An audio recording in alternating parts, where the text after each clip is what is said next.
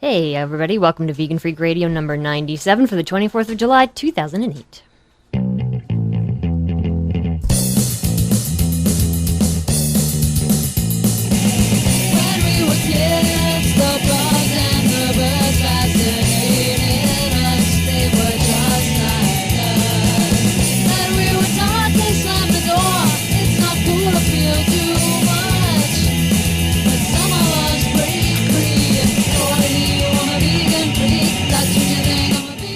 Coming to you from high atop their elite fortress of moral superiority, here are your protein-deficient hosts, Bob and Jenna. Hey everybody, this is Bob. And Jenna. And it's a rainy day around the fortress.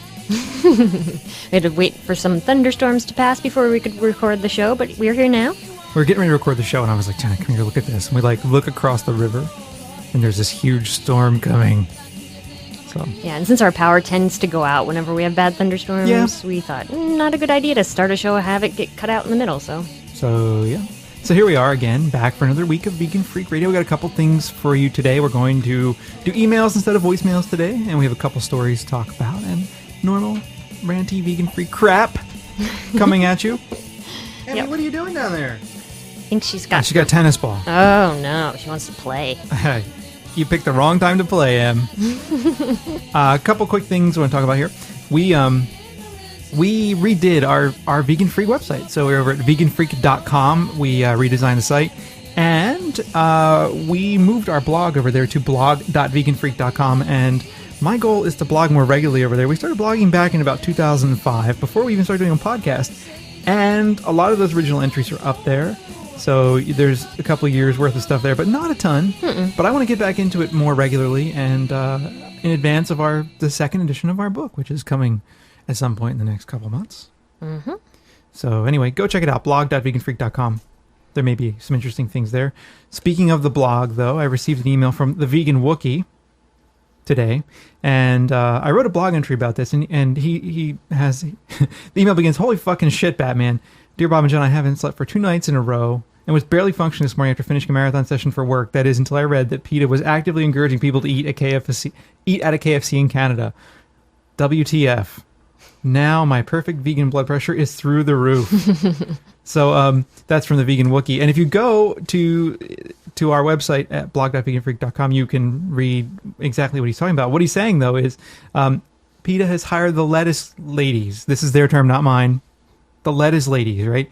Who wear little leaves of lettuce over their naughty bits. Oh boy! And they're going to hand out free samples of the vegetarian chicken that KFC in Canada is selling.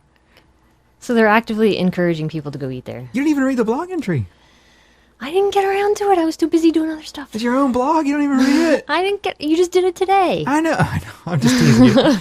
Yeah. So they're. I mean, how much more shameless could it get? Yeah, really. It's like you're advertising for PETA now. Advertising for KFC now, PETA. What the fuck? So, anyway, they're over there. They were there doing that. I bet those sandwiches aren't even vegan, actually. The bread, I doubt the bread's vegan. They probably have mayo on them.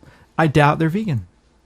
That's true. I wouldn't be surprised if there was some sort of trace ingredient in there somewhere because, probably not even a trace ingredient. I mean, trace ingredients are like what you get when you manufacture chocolate in a shared facility. No, but I mean even like a little bit of whey in the bun or something like that. Yeah. Whey in the bun. Who knows? They could take it in the bun. Anyway, cool. So what else we got? Well, before we get into some of the articles that we have, I wanted to thank Emma's Canine Kitchen. She sent us some stuff for the dogs. Oh, yeah. Some recipes that she had from her website. And in fact, Emma's the dog. Molly, sorry. Got confused there for a second. Started a vegan Etsy team. And if you don't know what Etsy is, it's a group of people who create their own things, basically, and put them up for sale on a website. So crafty type stuff. And she started this team, and they have a whole list of people who only sell vegan things. And it's at veganetsy.blogspot.com. You can get the whole list there. Cool. So, sounds good. Cool stuff. And the Emma's Canine Kitchen has dog treat recipes and stuff that she sells and gives all the profits to Peaceful Prairie. Very nice. Mm-hmm. It's kind of stuff we can get behind. Mm-hmm. Excellent. Okay, so I just wanted to talk about that. Hey, why not? Shall we start with the soy foods? Yeah, a couple people have sent us these articles, and I'm feeling like an idiot now for not having written down their names on these articles. So I apologize for the people that were nice enough to send us these things, and I totally forgot to give you credit for what you deserve credit for. But in any case, I got these 2 articles this week in our email. A couple people had sent me links to these things, and one of them was about, well, actually, they're both about soy, and I think they're really interesting because it's this kind of like Chicken Little Skies Falling type stuff about soy. And whenever you mention veganism, soy always comes up. And anytime you can find any argument against soy, you're finding an argument against veganism, people think, at least. I mean, you don't need to eat soy to be a vegan. But soy is in a wide variety of things, and it's not in just vegan foods, obviously. It's used in almost all manner of processed foods. But vegans do, I mean, depending on the vegan, right? Some vegans eat quite a lot of soy. So these 2 articles, both, I think, are alarmist approaches to the question of soy. One of them says, eating too much soy may cause memory loss. And this is from foodconsumer.org. And the other one from BBC News says, soy foods reduce sperm numbers. Ruh-roh. So, interesting articles, right? I mean, both cases are pretty scary. Reducing sperm numbers may or may not be scary depending on what you want to do with your life. But eating too much soy causing memory loss, pretty scary. Reducing sperm numbers, also scary if you want to reproduce. So both these things, wow, alarmist, right? And what the BBC one says, a regular diet of even modest amounts of food containing soy may have sperm concentration, suggest scientists. And so the BBC article goes on to say, that the study published in the journal Human Reproduction found 41 million fewer sperm per milliliter of semen after just 1 portion every 2 days. The author said that plant estrogens in foods such as tofu, soy, mince, or milk may interfere with hormonal signals. However, a UK expert stressed that most men in Asia eat more soy-based products with no fertility problems. So interesting, you read on and what you find out is that there are confounding factors in this study. For example, they believe that... Where did I put it? Okay, one of the researchers noticed that overweight or obese men seemed even more prone to the effect, which may reflect the fact that higher levels of body fat can also lead to increased estrogen production in men. And they're very careful to point out that, like I just said, soy consumption in many parts of Asia is significantly higher than even the maximum found in the volunteers who did the study. So they aren't, and in fact, some of the most populous countries in the world are Asian countries. Right. So anyway, what interestingly, the article concludes with this. It says Dr. Alan Pacey, a senior lecturer in andrology, said that if soy genuinely had a detrimental effect on sperm production, fertility might well be affected in those regions. Those regions. I think he means Asia, and not nether region. Not your nether regions. Fertility might well be affected in your regions, in your nether regions, and there was no evidence that this was the case. Many men are obviously worried about whether their lifestyle or diet could affect their fertility by lowering their sperm count. Estrogenic compounds in food or the environment may have been of concern for a number of years, but we have mostly thought that it was boys exposed in the uterus before birth who were most at risk. We will have to look at adult diet more closely, although the fact that such large parts of the world have soy food as a major part of their diet and don't appear to suffer any greater infertility rates than those on Western diets suggests that any effect is quite small. So that is a very different kind of conclusion to come to at the end of an article than is the headline, which is soy foods reduce sperm numbers. Okay. The next article. Right, but you're not going to read the article if they actually don't have a headline that grabs your attention. Right, if it bleeds, it leads. Exactly. So the next article. Eating too much soy can cause memory loss. Sorry, that's our killer soy sound. I like it. Right. This one says, a new study says that eating... This one I like a lot, actually, because you'll hear why. I hope you'll figure it out on your... Let's play... Let's play critical thinking with Bob. Who here can tell Bob what critical thinking means? Yes. Okay. Eating too much soy may cause memory loss. A new study says that eating too much of some soy products, including tofu, may raise risk of memory loss, a typical symptom of dementia. The study of 719 elderly Indonesians living in urban and rural areas of Java showed that high tofu consumption, at least once a day, was linked with worse memory, particularly significantly in those aged over 68. The study was conducted by researchers at that university, and results were published in the journal Dementias and Geriatric Cognitive Disorders. That must be really exciting reading. The researchers suspected that phytoestrogen may play a role in the worsening of memory. Early studies showed that estrogen therapy doubled the risk of dementia in those over 65. However, other factors can't be excluded. In Indonesia, formaldehyde, a highly reactive cancer-causing agent that is sometimes used to preserve foods like tofu, may be partially responsible for the increased risk of memory loss. Tofu? Poisoned Formaldehyde. with formaldehyde. And we're wondering why it's causing problems? Yeah. Formaldehyde. Okay. The study also found somehow fermented tofu was linked to improved memory. Now, fermented tofu is likely not going to need any preservatives because it's fermented. Like tempeh. Well, tempeh's not fermented tofu, though.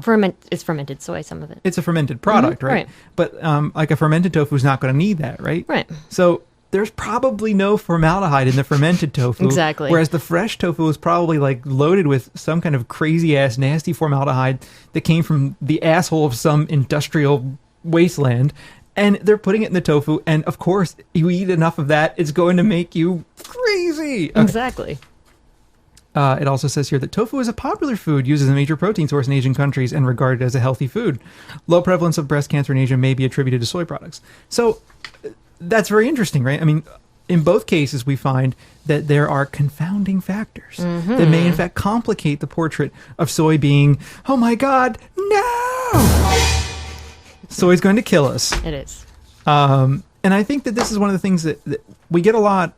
Often people will say to us, oh my God, soy is so bad for you. Or I've heard that soy gives you cancer. Or I heard that soy makes your nuts fall off. Or I heard that soy makes your intestines fall out of your asshole. Or I've heard that the soy makes your brain come out of your ear. Or it makes your hair fall out. Or it makes your nuts shrivel. Or think of any of the million things, right? There's a lot of fear mongering out there. Of course.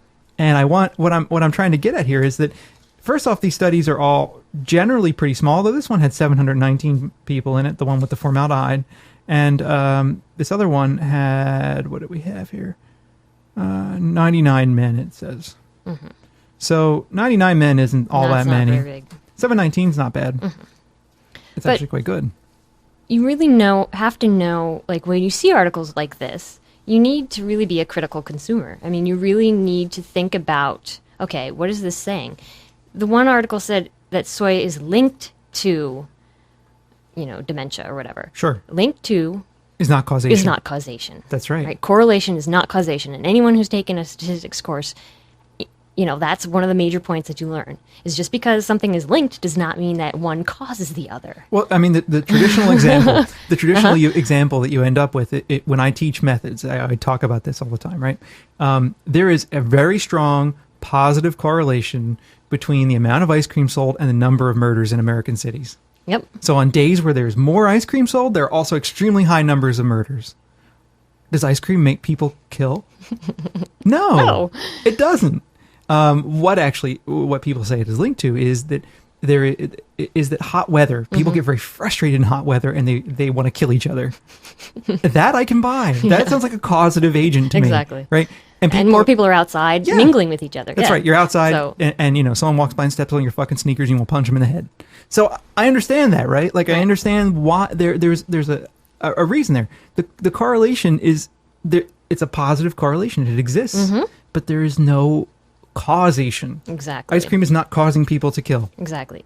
And so when you're dealing with these health studies, the reason why you can see so many conflicting articles saying, one article says, oh, fat's good for you, another article says, oh, fat's bad for you, is because there's so many things that could be causing any one result.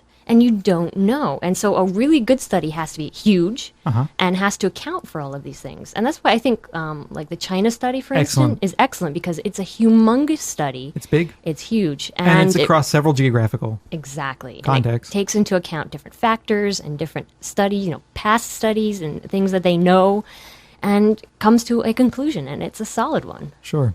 So... Yeah, and so I also think that this is where in a lot of ways the press goes wrong. I don't actually think doing this research is a bad idea at all. No. I think it's important to do this kind of research and to understand it, but I think it needs to be properly contextualized within the process of what it means to do this kind of research and what science itself is about. So I think all that stuff really needs to be properly understood and explained, and I think it comes down to basic literacy, a basic science literacy that I think a lot of I mean, I don't know about the rest of the world all that well, but your average American does not have it. No. Because science is dangerous, right? Exactly. Science is a tool of the well, what do we call it? Secular humanists, right? Science might make you believe in evolution, although I'll tell you, I don't believe in evolution because it requires no belief. No faith. I don't need faith to believe in Right. it. I don't need not to believe it. I don't need faith to understand it. You know that it occurs. The evidence It's looks knowledge, not belief. The evidence looks pretty good. Yeah. You know, I'd have to say. So, has anyone ever seen that YouTube video? You know, where they you have Kirk Cameron. You know, the guy from what was that? Not Growing, but was it Growing Pains? Mm-hmm. Kirk Cameron, who's talking about he's become a fundamentalist, and he's talking about how okay, cool, like there must be a God because look at a banana. A banana is made for humans to eat. It's a neat little package, and you can peel it. And I'm like, what? Like, you're using a banana to say that God exists? Okay, whatever. Right. But anyway, to get back to the topic of these studies. Yeah. Something that I also wanted to mention was that you really need to pay attention also to who's paying for the study It's true. and what actually the study is looking at. Because a lot of times, like there's this one recent one that Dr. Furman pointed out to on his websites. And it was a study about the Atkins diet, comparing it to other diets. And A, it was paid for by the Atkins Foundation. That's right. And B, was not as black and white as it made it out to be. I mean, Furman points out that, yes, actually some of the stuff that Atkins say is true because you shouldn't be eating white flour and white sugar. That's right. Because it's bad for you. But that does not mean carbohydrates are evil. It means that you should be eating good carbohydrates. You need carbohydrates to live. Exactly. They fuel your brain. Yeah, they do. Yeah. So it's a matter of kind, not all carbohydrates are bad. So there's that. And also, like in comparing different diets, often that either they're not all that different or they'll say, oh, this is a low-fat diet, when actually like 40% of the calories are from fat, which is not a low-fat diet. 10%, yeah, that's low-fat. Well, if you really want to do study like that. But I think sometimes they'll call those like lower fat diets, exactly. right? Which people translate into low-fat Low-fat, diet, but it's not the same. Yeah. So, and it is 40% probably is lower fat for most Americans. Exactly. I mean, if you think about the amounts of things that people are eating and all the places that the all that crap is hidden, I mean, yeah. Yeah. So these are the kinds of things that, that come out in articles. And of course, like we just pointed out, the newspapers are going to pick the headlines that sound great. That's right. And really, the issue is a lot more complicated. And they don't necessarily always give you all the information you need to know. Yep. So. I agree. Yeah. Yeah. Right. I have a question. What? Why do you think my right armpit gets sweatier than my left armpit? I don't know. Why do you think I'm asking? I don't know why. I'm sitting here thinking about how I'm hot, and so I'm sorry. Thousands of listeners right now know that my right armpit is sweatier than my left, and I apologize. It's disgusting. Maybe you should turn the temperature on the air conditioning down. I'm all right. I'm just all how I get ranty and ravey and Right. But sweaty. yes. Cool. Okay, so this next article is actually, we're always talking about how, veganism is being portrayed negatively in health studies and how people have these weird misconceptions about veganism. And someone named Kate sent us a link to this article. It's from MSNBC. And she was really surprised to see something positively portraying veganism. And it's just like a question and answer thing with a MSN fitness and weight loss expert, Marcia Heener. And she said, this question is, I gave up meat and dairy products about 6 months ago. I've been lifting weights 4 times a week, but since I became a vegan, I've noticed that my muscles seem to have stopped growing. What can I do to keep building bulk? And she says, she defines what a vegetarian and vegan is, and she's correct. Wow. She says, someone who eats chicken or fish but not red meat may call themselves a vegetarian, but they're really not. Oh, wait. Can I say something? Yeah. Do you remember that we were watching the TV the other night and they had this like emerald green shit on or whatever? Oh, yeah. Okay, so can I interject sure. with the story very quickly? Mm-hmm. Or will you be? No, go ahead. Okay, good. So we're watching TV the other night and there's apparently this new network on. What's it called? Green Living or some hippie shit. I don't know. I forget what the whole... It's like the Green Network. I don't know. The whole thing is basically, this network, like, reduce your carbon footprint type crap. Right. Anyway, so they have this Emerald Green show on there. Of course, they're in Whole Foods, and Emerald is talking to these three women, and it's apparently a mother and two daughters. Am I right about that? I think so. She's saying, I have a hard time here, Emma. I have a very picky eater and a vegetarian. And so Emerald goes, oh, you got a vegetarian? And he's like looking, and he goes, well, will you eat fish? And what did she say? Yeah. Yeah. But the mother called her a strict vegetarian. Oh, that's right. A strict vegetarian. And I'm like, a strict vegetarian doesn't eat fish. No. Fish is not a vegetable. But Fish she made do not grow on trees. Yes. Yeah, it's one of those moments where, like... Head explodes. Yeah, yeah. It's like one of those moments where I'm screaming at the television, and I'm like, fuck! Yes. I'm going to have to go ahead and sort of disagree with you there. Strict vegetarian. I don't agree. Strict vegetarians eat fish. Go ahead. Anyway, this answer says that a vegetarian is someone who does not eat meat, fish, or poultry. A vegan does not eat these foods and also does not eat dairy products. And you forgot eggs, but yeah, okay. Someone who eats chicken or fish but not red meat may call themselves vegetarian but really are not. Yes. So nutritional recommendations geared for vegetarians or vegans do not apply to them. Ooh. You pseudo-vegetarians.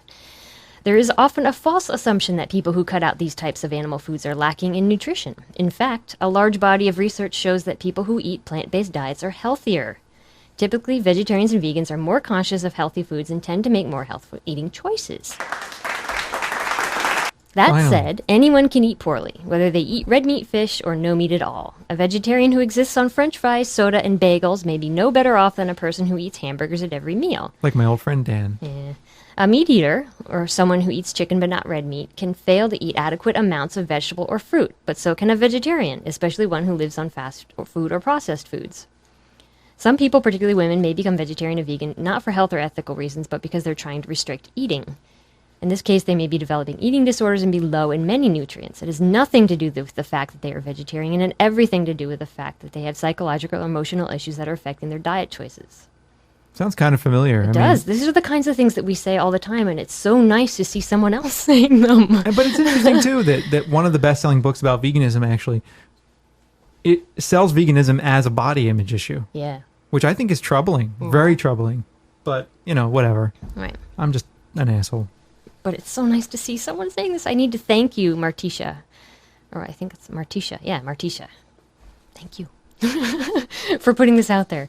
She also says since muscles are made of protein, many people believe they should eat super high protein diets to build muscle. Oh, yeah. A common misconception is that vegetarians and vegans don't get enough protein. You can come to the gun show.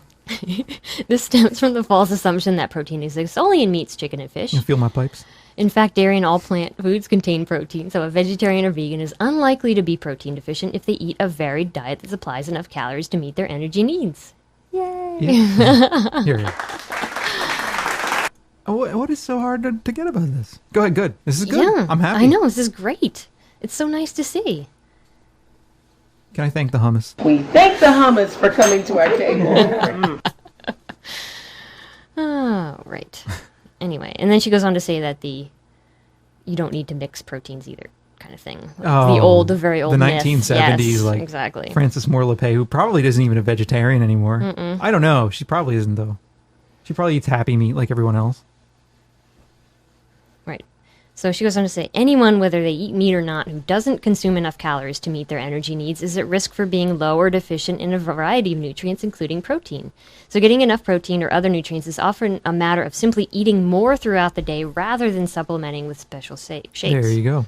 Since plant foods tend to be higher in fiber and, depending on the type of quality in plant foods eaten, lower in calories, some vegetarians and vegans may lose weight because they're essentially cutting calories, especially someone who goes from a fast food diet to a veggie-based one.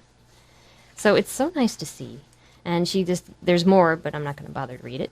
But it's just so nice that she has all this very sensible information about veganism and about how anyone can really eat like crap. Yeah.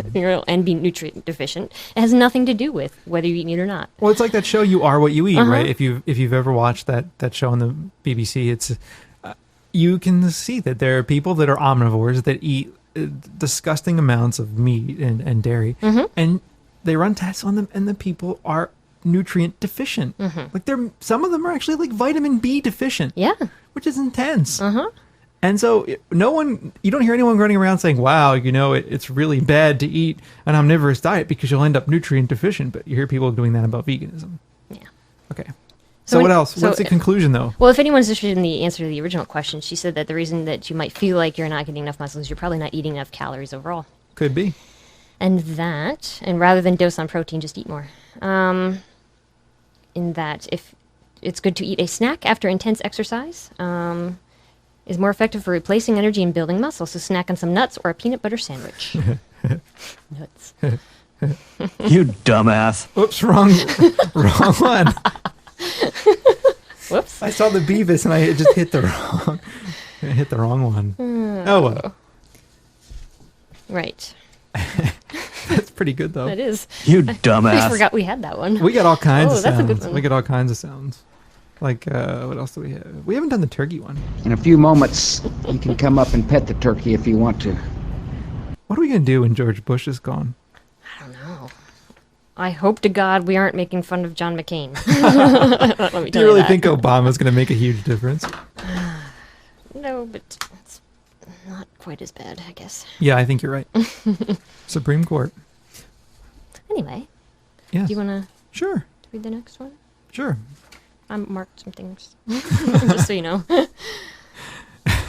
Make us sound as unprofessional as possible. It's like, read this thing that you have not yet seen. I forgot to show it to you before the show. That's okay. I'll wing it. It's my problem. I'm sorry. This is my fault, everyone. No, it's my fault. I mean, I probably should have read this before the show. It's okay. No one would have known had you not said anything. Okay. So, this is from Michelle and Ian. Thanks, Michelle and Ian. Female butchers find... Oh, here we go again. More. Okay. Female butchers find themselves on the cutting edge. Ah.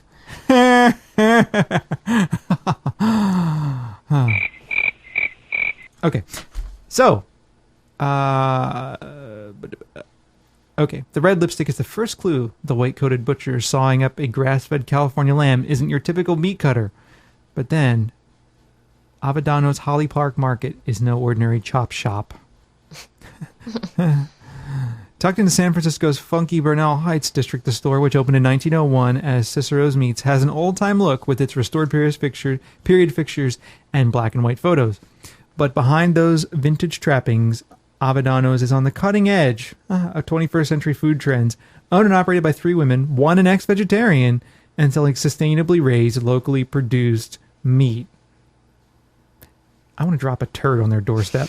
People are surprised when they find 3 women were owning the shop, says Tina Harrison, who along with Melanie Eisman and Angela Wilson took over Avedano's a year ago. We've gotten a lot of looks from people who are a little bit like, well, who's your boss? Who's running the show back there? I'm telling you, man, this is definitely a step ahead. Oh yeah, this is, we need to make more women butchers because it's manly and it's okay that we're making strides there. That's right. Breaking into that shattering that glass ceiling. Anyway, so basically what they're saying is there's this part about the reformed vegetarian, and all 3 of them are still working their day jobs, and they rotate their hours working at this butchery. So one of them is an executive chef, and one of them runs a landscaping business. Another one runs a wholesale tea company. For Eisman, who was working the cash register on a recent sunny day, ringing up meat as well as the vegetables and dry goods the store stocks, Avedano's is a world she thought she'd renounced. I never dreamed I would own a butcher shop, Eisman says, adding with a laugh. It's still kind of surreal. I was vegetarian for 15 years. She started eating meat again about 6 years ago, but not indiscriminately. Oh, no, not indiscriminately, of course. Looking for sustainably raised and humanely slaughtered happy meat. Harrison is the one most likely to be wielding the handsaw and boning knife and hoisting sides of beef onto the overhead hooks and pulley system that takes meat from the shop to the meat locker.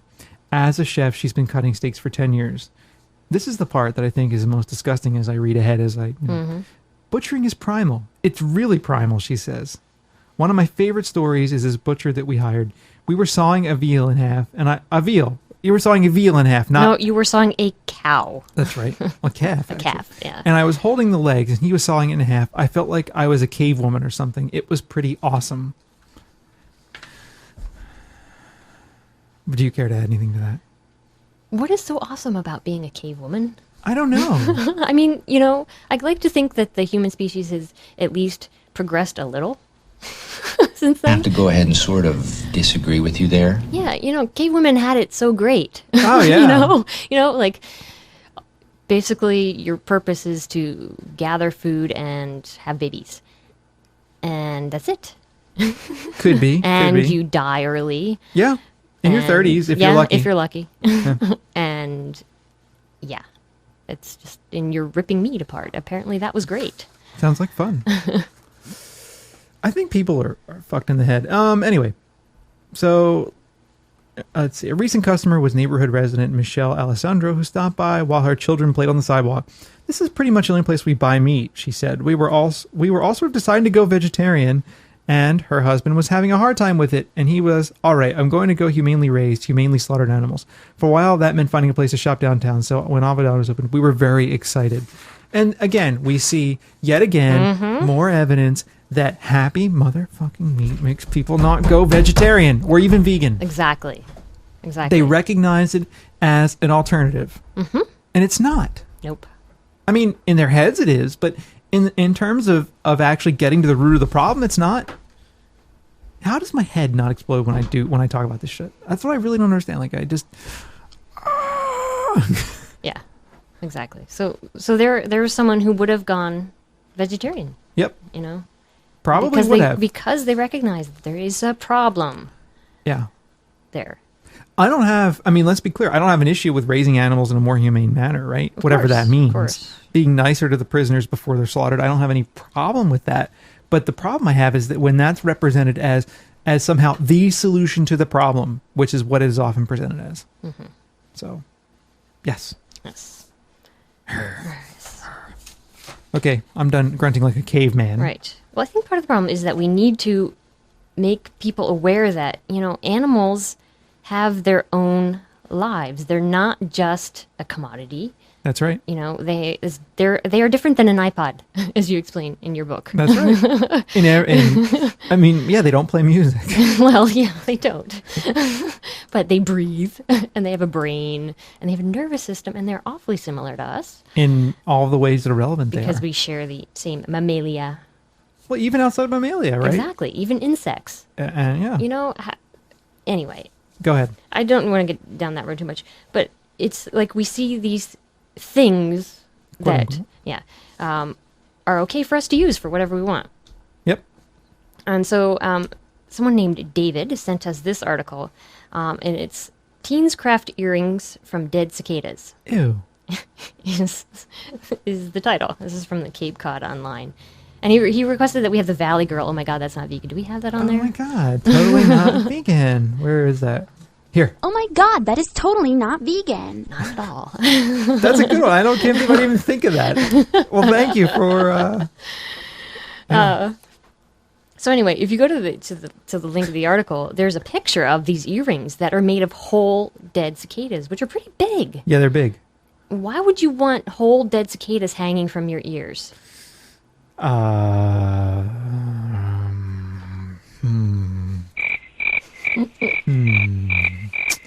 Yeah. Ooh. Yeah. I don't know. Right.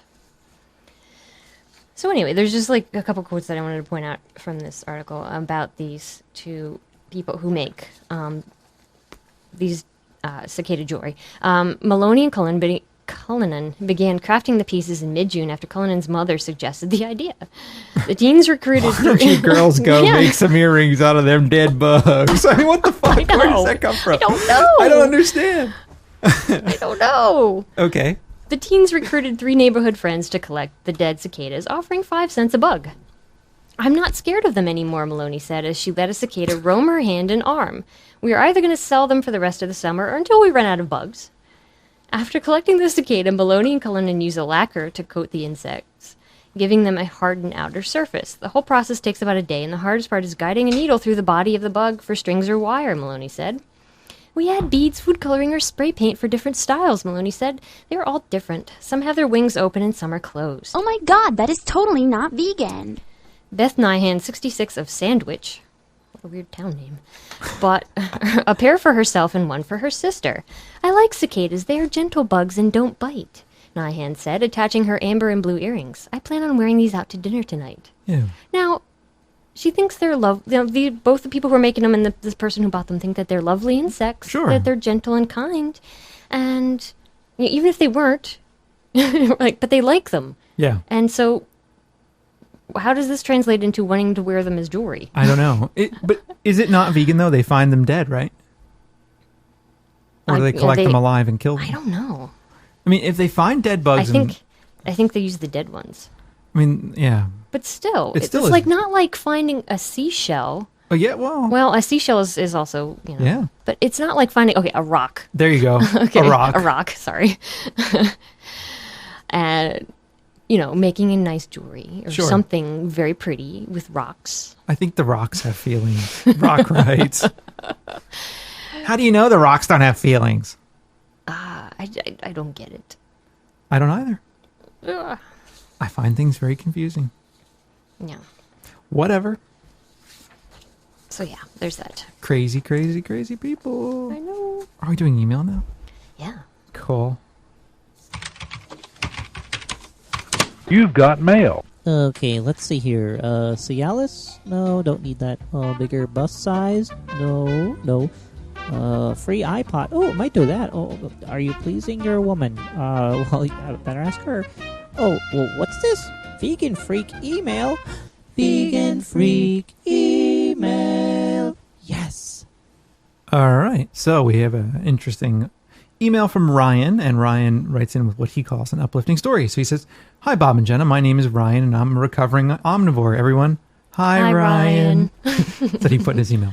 I've been vegetarian for close to 7 years now, and I've been listening to Vegan Freak Radio since show 84, Random Ranty Goodness. Anyway, I was just listening to show 96, Won a Real Happy Meal, and as usual, I was commiserating with all of your callers. However, I wanted to write and share what I think is a fairly uplifting story. When I went vegan, my family didn't really understand. My brother and sister called me a dirty hippie, and they still do. Dirty hippie. Which is why when I give them the middle finger response and crank up propagandies nailed into... Which is when I give them the middle finger response and crank up propagandies nailing the cart to the wall. My mom was a little skeptical, but very supportive, and now she totally enjoys cooking vegan meals for the entire family, especially when I come home for the holidays. And my dad, who, like many, apparently thought that there is some sort of distinction between meat and fish, just celebrated his 1-year vegetarian anniversary. He's even begun to make fun of so-called pescatarians, so I'm hoping that if I start to make fun of him for his so-called vegetarianism, he might one day celebrate his 1-year vegan anniversary. Anyway, take care and keep the shows coming. So that's from Ryan. And that's an excellent story. I mean, and I think, you kind of hang in there, just live your life well. And we always say this, but I think it's really true that if you live your life well as a vegan, that it is the best advertisement. Exactly. And I like sharing these kind of uplifting stories that people send us or call in with us because they show different ways that people have, come to these states of being with their families. Right. So it's really nice to see. And this one's also kind of uplifting. It's from Alicia. She says, "Hey, Vegan Freaks, I stumbled on your page on accident, and boy, am I happy that I did. I share many of the same views as you two, including what you said about the quote-unquote victory for PETA over KFC. I cannot really share any story about converting to veganism since I was actually raised as one and only became vegetarian after a stressful move when I was 6. And, you're 6. That's insane. Because when you're 6, you don't know. Sure.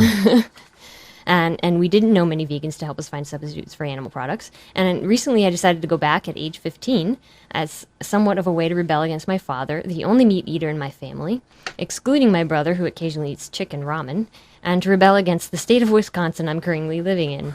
Then I learned about the exploitation of animals, and seeing as I am a true animal lover, I used that to help fuel myself back into veganism. That's awesome. Cool. I gotta say that being raised without meat my whole life and dairy for almost half my life really makes a big difference. A lot of people don't understand how I could have ended up the way I am with a meat-eating father, but that's simple. He couldn't find a reason to feed it to me after I was born healthier than my doctors had ever seen. This healthiness might also be due to my mom's natural pregnancy, but meh. My brother and I continued to boggle everyone's minds as we continued to grow up, and my brother started reading before age 1 and was understanding some 4th grade materials and an IQ test when I was only in first grade. Anyway, I love how your podcast really speaks the truth about veganism, including on how easy it can be to avoid animal products in your food once you know what you're doing. Growing up, I never thought twice about going to Taco Bell and asking them to replace the beef with beans, and it wasn't until I was questioned about it in 6th grade that I realized that it was almost unheard of to many people to meet someone that was raised as I was. But thankfully, by the time 7th grade rolled around, I'd gotten rid of the peer pressure and left my contemplations about becoming a meat eater behind, and went on happily declaring that I was vegetarian and that I was different. But of course, I feel even happier to declare my preferred diet now that I'm a vegan. I don't find it hard to deal with meat eaters on regular occasions. When the subject of diets or lifestyles doesn't come up, I can usually get along with most of them. But it doesn't break my heart to see them gorging themselves on meat foods like hamburgers and steaks. The hardest problem I have had is, for example, at a barbecue, my mother and I will politely tell the host or whoever is offering us meat that we're not interested, usually with a "thank you, but no thanks," or "we already ate." When they ask why, or without them even speaking a word, my father will usually put in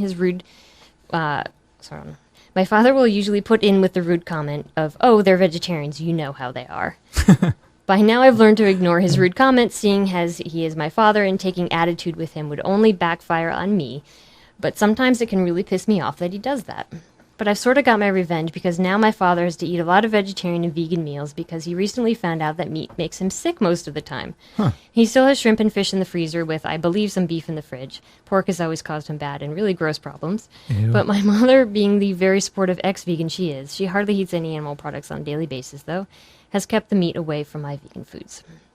Anyways, that was pretty long. Sorry about that. I'd just like to finish up this email with a quick thanks for making the podcast and some major props for going vegan. I know it's a diet that really helps a person learn to be nicer to animals, and I strongly believe it helps calm attitudes. I've been pretty mellow since I went vegan, which is great news because now my cats can't seem to spend enough time with me. Cool. So that's from Alicia. Well, that's a nice email. Yeah.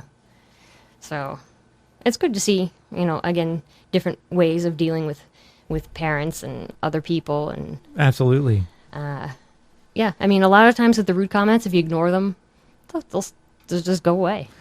Sometimes. Sometimes. It depends on the people, Yeah. but I think a lot of people just get a charge out of saying the shit to you. Exactly. And, If you fuel their fire, bad. Yep. I agree, because you give them what they want. Mm-hmm. Absolutely. Although it can be amazingly frustrating. It can be. And I'm always not good at taking my own advice. I know. You surprisingly, actually, you're the one that gets more fired up out of the two of us. Am I right? For that kind of stuff, yeah. I think you do. It annoys me. I understand. Completely. I mean, people are doing it just to get a rise out of you. Sure. And, they know it's going to bother you, yet they do it anyway. Of course. Like, what is up with that? Why do people do that? It's frustrating, isn't it? Yeah, it is. I completely agree with you. It's extremely annoying. Mm-hmm. So are we done with the emails? Uh-huh.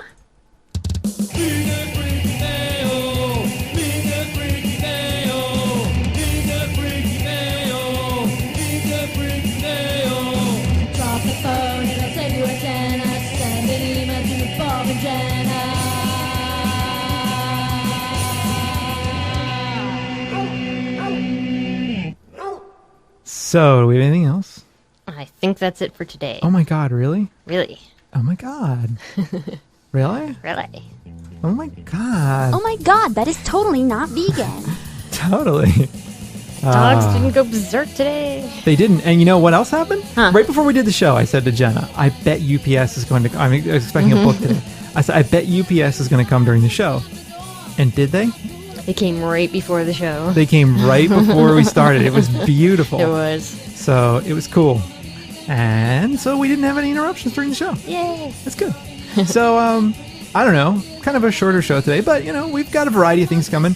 We're going to get Drino on the show at some point soon, and there were some other folks we were talking to about having interviews and the various kinds of things. So we're planning things out for you. Yeah, we got a very drunken request to have the Angry Hippie on the show in our voicemail. Oh, that'd be a fun idea, actually, have an interview with the Angry Hippie. I imagine we could make that happen. I think so. I think we could make that happen if he would be willing to come and slum it over at Vegan Freak Radio. Yeah. I think we could make that happen. He's got a great podcast, so yeah. I think that's about it, though. I don't know. Go check out our new blog. Put our feed in your reader. Yeah. Check us out on Twitter. Yeah. I'm twitter.com/veganfreak, and you're twitter.com/ Leather. Yeah, you probably don't want to tell 8,000 people that, though, do you? Well, that's all right. It's on the blog. So. Yeah, I know. So it's like, Yeah. whatever. Right. So, yeah, that's about it. My legs, I've been sitting on my legs, and now I can't feel them. Uh-oh. Yeah. Have you ever done that? Have you ever sat on your legs and then stood up and then just fallen Yeah. over? Yeah, I haven't. It makes me feel really stupid. Anyway, that's about all. So we'll be back again next week with another edition of Vegan Freak Radio. Until then, stay vegan and freaky. Adios. Bye.